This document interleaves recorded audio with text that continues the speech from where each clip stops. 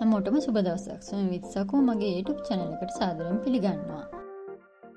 නොවැම්බර් 1 වෙනිදා වාර්තා වූ තවත් අවාසනාවන්ත සිදුවීමක් පිළිබඳව වූ ප්‍රවෘත්තියක් තමයි මම අද වීඩියෝයෙන් ගෙන එන්නේ. වැල්ලම්පිටිය ප්‍රදේශයේ තේ කර්මාන්ත ශාලාවක සේවය කරන තරුණීන් තිදෙනෙකු සහ තරුණයන් දෙදෙනෙකු අද දහවල් කොහිලවත්ත කැලණිගං යුර වෙත පැමිණ තිබුණා. පිරිස ත්‍රිරෝද රථයකින් එම ස්ථානයට පැමිණ තිබූ අතර කැලණිගං යුරේ ත්‍රිරෝද රථය නවතා එය පිරිසිදු කිරීමට එහි හිමිකාර තරුණයා කටයුතු කර තිබුණා.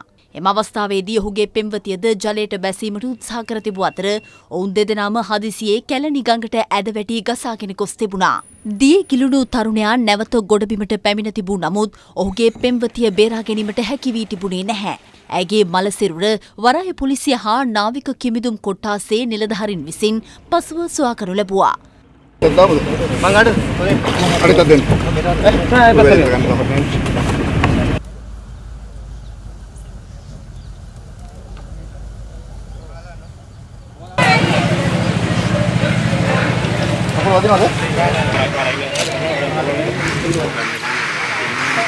හැටන් දැන් කී දෙනෙක් විතර ආවද ඔයගොල්ලෝ? 5 දෙනෙක්. කවුද ඔයාගේ කවුද මේ වතුරට රන්නේ? ඔයාගේ ගර්ල්ෆ්‍රෙන්ඩ්. ඉතින් ඔයා බේරගන්න try එකක් දුන්නේ නැද්ද?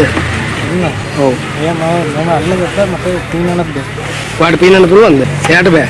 එයාට බෑ. එයා අල්ලගත්තා. ඊට අතහැරලා කොහමද? එයා මම තල්ලු කරලා ගියා. සාමාන්‍ය මෙතනින් කොහේ හරි ඉද වගේ එයා යට ගියේ. එතන ඉස්සරහා. දෙන්නම යට ගියාද ඊට පස්සේ? ඔව්. ඒකලා මට වතුර ගිහලා පුත් ගන්න දෙන්නා. ඊට එයාව අතහැරුණේ කොහමද ඔයාගේ අතින්? අතහැර ගිහලා මට පුත් ගන්න දෙන්නා. නාන්න දාවේ ත්‍රිවිල් එකව දාන්න. මෙලෙස මිය ගොස් තිබුණේ බගවන්තලාව ප්‍රදේශයේ පදිංචි අවුරුදු 21ක තරුණියක්. මෙවැනි අවාසනාවන්ත සිදුවීම් කුමන මොහොතක කෙසේ සිදුවේදයි කවරකටවත් කිව නොහැක.